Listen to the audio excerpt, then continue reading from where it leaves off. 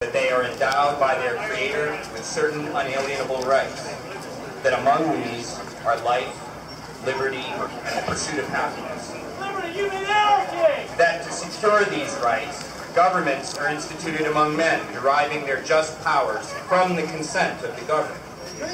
That whenever any form of government becomes destructive of these ends, it is the right of the people to alter or to abolish it, and to institute new government, laying its foundation on such principles and organizing its powers in such form as to them shall be most likely to affect their safety and happiness. Prudence, indeed, will dictate that governments long established should not be changed for light and transient causes. And accordingly, all experience has shown that mankind are more disposed to suffer while evils are sufferable than to right themselves by abolishing the forms to which they are accustomed.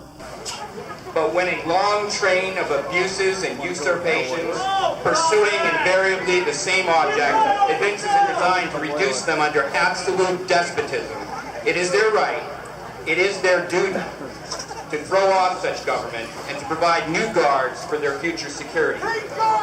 Such has been the patient sufferance of these colonies, and such is now the necessity which constrains them to alter their former systems of government. The history of the present King of Great Britain is a history of repeated injuries and usurpations, all having in direct object the establishment of an absolute tyranny over these states. To prove this, let facts be submitted to a candid world. He has refused to assent to laws the most wholesome and necessary for the public good. He has forbidden his governors to pass laws of immediate and pressing importance, unless suspended in their operation till his assent should be obtained, and when so suspended, he has utterly neglected to attend them. He has refused to pass other laws for the accommodation of large districts of people, unless those people would relinquish the right of representation in the legislature, a right inestimable to them and formidable to tyrants only. He has called together legislative bodies at places unusual, uncomfortable, and distant from the depository of their public records, for the sole purpose of fatiguing them into compliance with his measures. He has dissolved representative houses repeatedly for opposing with manly firmness his invasions on the rights of the people. He has refused for a long time, after such dissolutions, to cause others to be elected, whereby the legislative powers, incapable of annihilation, have returned to the people at large for their exercise. The state remaining in the meantime exposed to all the dangers of invasion from within and convulsions without.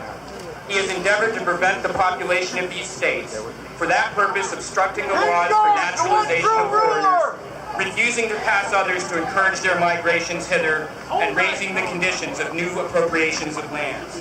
He has obstructed the administration of justice by refusing his assent to laws for establishing judiciary powers. He has made judges dependent on his will alone for the tenure of their offices and the amount and payment of their salaries. He has erected a multitude of new offices and sent hither swarms of officers to harass our people and eat out their substance. He has left among us in times of peace standing armies without the consent of our legislatures. He has effected to render the military independent of and superior to the civil power. He has combined with others to subject us to a jurisdiction foreign to our Constitution and unacknowledged by our laws, giving his assent to their acts of pretended legislation, for quartering large bodies of armed troops among us, for protecting them by a mock trial from punishment for any murders which they should commit on the inhabitants of these states, for cutting off our trade with all parts of the world, for imposing taxes on us without our consent, for depriving us in many cases of the benefit of trial by jury, for transporting us beyond seas to be tried for offenses,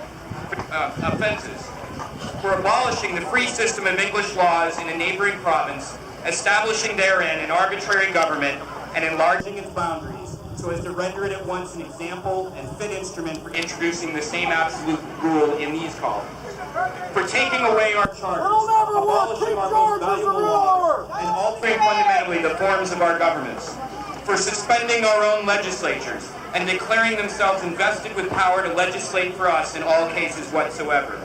He has abdicated government here by declaring us out of his protection and waging war against us.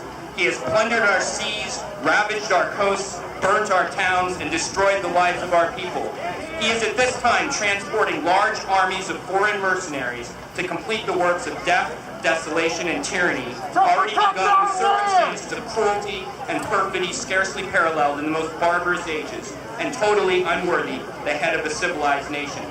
He has constrained our fellow citizens taken captive on the high sea to bear arms against their country, to become the executioners of their friends and brethren, or to fall themselves by their hands.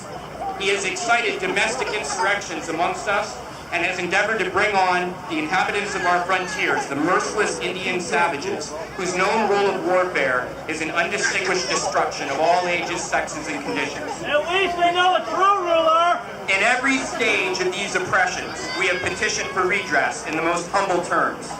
Our repeated petitions have been answered only by repeated injury. A prince, whose character is thus marked by every act which may define a tyrant, is unfit to be the ruler of a free people. Nor have we been wanting in our attentions to our British brethren. We have warned them from time to time of attempts by their legislature to extend an unwarrantable jurisdiction over us. We have reminded them of the circumstances of our emigration and settlement here. We have appealed to their native justice and magnanimity, and we have conjured them by the ties of our common kindred to disavow these usurpations, which would inevitably interrupt our connections and correspondence. They, too, have been deaf to the voice of justice and consanguinity. We must, therefore, acquiesce in the necessity which denounces our separation and hold them, as we hold the rest of mankind, enemies in war, in peace, friends. We, therefore, the representatives of the United States of America, in General Congress assembled, appealing to the Supreme Judge of the world for the rectitude of our intentions, do, in the name and by authority of the good people of these colonies, solemnly publish and declare that these united colonies are, and of right ought to be, free and independent states, that they are absolved